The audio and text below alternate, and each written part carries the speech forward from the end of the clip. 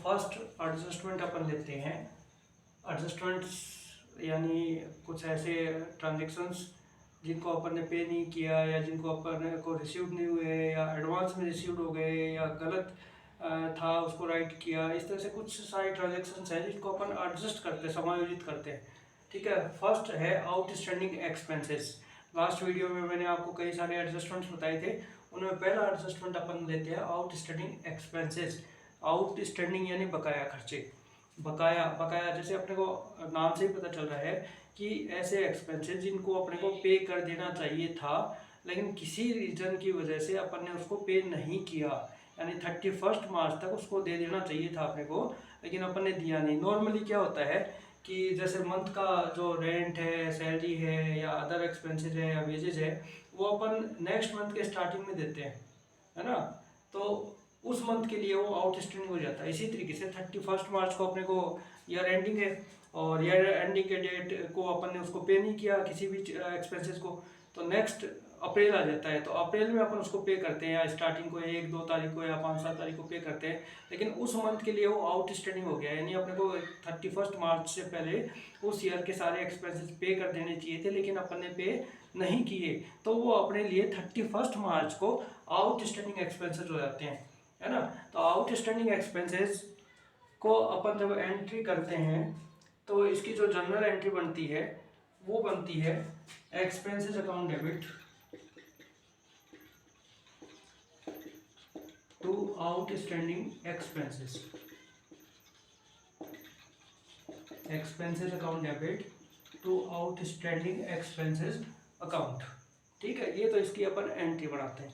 अब ये जो खर्चा है ये आता है ट्रेडिंग अकाउंट या प्रॉफिट एंड लॉस अकाउंट में। तो trading and profit and loss account upon prepare करते हैं। Trading and profit and loss account for the year ending 31 March suppose 2022, है ना। इसका अकाउंट प्रिपेयर करेंगे। तो ये डेबिट साइड, ये क्रेडिट साइड, इसका पूरा जो फॉर्मेट है या पूरा जो सिस्टम है वो अपन ने लास्ट वीडियोस में लिए थे trading profit and loss account के में, तो वहाँ से आप इसको देख सकते हो। इसका ये जो फॉर्मेट है ये डेबिट साइड है, ये यहाँ पर्टिकुलर्स अमाउंट इन रुपीज, फिर पर्टिकुलर्स अमाउंट इन रुपीज। ठीक है, ये इसका फॉर्मेट होता है। अब एक्सपेंसेस हैं, एक्सपेंसेस ट्रेडिंग अकाउंट में भी डेबिट साइड में आते हैं, प्रॉफिट एंड लॉस अकाउंट में भी डेबिट साइड में आते हैं। तो टू एक्सपेंसेस। अब एक्सपेंसेस जो भी आपको क्वेश्चन में दिया होगा, जैसे रेंट है तो यहाँ रेंट लिख देंगे, वेजेज है तो वेजेज लिख देंगे, सैलरी है तो सैलरी यहाँ नोट कर देंगे, है ना। तो जो भी एक्सपेंसेस है उसका नाम अपन यहाँ देंगे, ऐड करेंगे आउटस्टैंडिंग एक्सपेंसेस। ठीक है, इसमें ऐड करके नेट अमाउंट अपन यहाँ दिखाएंगे। तो यहाँ जो नेट अमाउंट आएगा ना वो पूरे ईयर का एक्सपेंसेस आ जाएगा कि पूरे ईयर में अपने को इतना पे करना चाहिए था, इतना अपन ने पे कर दिया, इतना अपना बकाया रह गया, है ना। और नेट पूरे ईयर का इतना होता है, तो इसलिए अपन एडजस्टमेंट्स करते हैं। ये एडजस्टमेंट अपन ने इसीलिए किया कि पूरे ईयर की जो कंडीशन है वो क्लियर कर देता है ना। तो इससे अपने को नेट प्रॉफिट और नेट लॉस का पता चलता है एक्चुअल में जो है।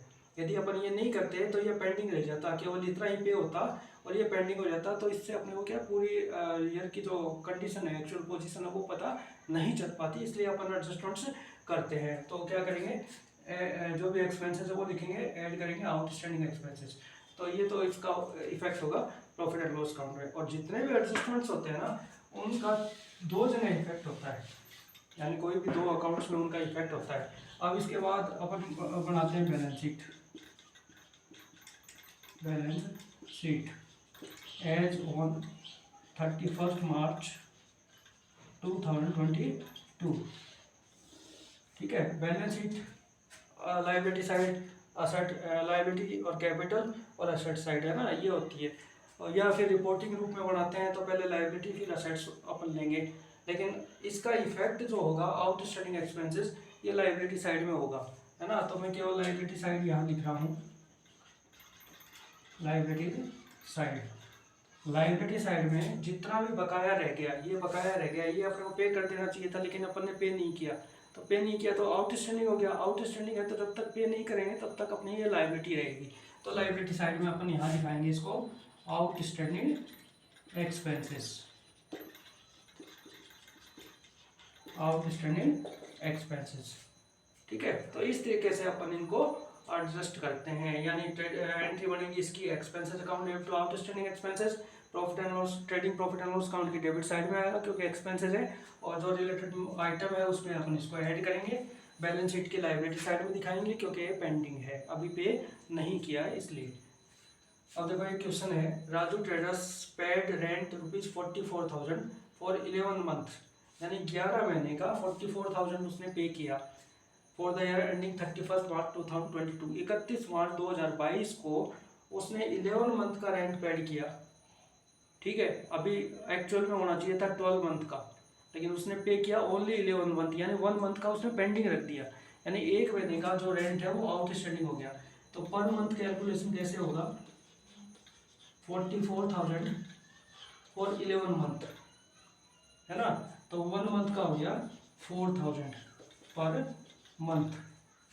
ठीक, अब इसने 11,000 का तो पे कर दिया, लेकिन 1 मंथ का उसने पेंडिंग रख दिया, तो ये कहलाता है, ये एक्सपेंसेस था, पेड करना चाहिए था, एक्सपेंसेस है, तो एक्सपेंसेस 1 मंथ का उसने पे नहीं किया तो ये आउटस्टैंडिंग हो गया। तो इसकी एंट्री अपन बनाएंगे, तो एंट्री होगी, रेंट था तो rent account debit to outstanding rent,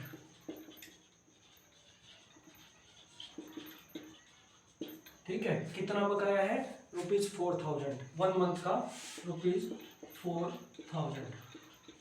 ये मार्च 31, 2022 किसे ये जर्नल एंट्री कर देंगे, नरेशन लिख देंगे, आउटस्टैंडिंग रेंट ₹4,000। ठीक है, तो ये एंट्री बन गई, rent account debit to outstanding rent. अब इसका effect rent profit and loss account में अपन एंटर करते हैं, प्रॉफिट एंड लॉस अकाउंट की डेबिट साइड में आता है, तो यहाँ नोट करेंगे टू रेंट, है ना, रेंट लिख दो या रेंट पेड लिख दो, कितना पेड कर दिया अपन ने, 44,000। ठीक, ये पेड कर दिया, यदि पूरा 48,000 कर देते तो यहाँ जाता, है ना, 1 ईयर का होता है 44,000 प्लस 4,000 48,000, तो अपन ने पेड कितना कर दिया 44,000 और पेंडिंग कितना कर दिया 1 मंथ, तो ऐड करेंगे आउटस्टैंडिंग रेंट ₹4,000, तो देखो 48,000। ठीक है, यानी टोटल रेंट का जो खर्चा था वो 48,000 था, उसमें से 44,000 अपन ने पे कर दिए और 4,000 आउटस्टैंडिंग रह गया। तो इसलिए अपन ट्रेडिंग अकाउंट या प्रॉफिट एंड लॉस अकाउंट या बैलेंस शीट में एडजस्टमेंट्स करते हैं। तो ये एडजस्टमेंट करने से देखो क्लियर हो गया कि पूरे साल का रेंट का जो एक्सपेंसेस था 48,000 था, इसमें से 44 पे किए, 4,000 पेंडिंग रह गया, है ना, इसलिए एडजस्टमेंट्स किए। अब देखो ये 4,000 पेंडिंग रह गया ना, ये बैलेंस शीट अपने आप बता देगा कि आउटस्टैंडिंग रेंट, यानी लायबिलिटी साइड है ना, क्योंकि पेंडिंग है, आउटस्टैंडिंग रेंट ₹4,000, 4,000 रुपये बकाया है। ठीक है, इस तरीके से अपन trading account, profit and loss account और बैलेंस शीट में आउटस्टैंडिंग रेंट को एडजस्ट करेंगे। ये एडजस्ट करने के बाद पूरे व्यापार की, पूरे मंथ की, पूरे ईयर की जो एक्चुअल पोजीशन है वो क्लियर हो जाएगी।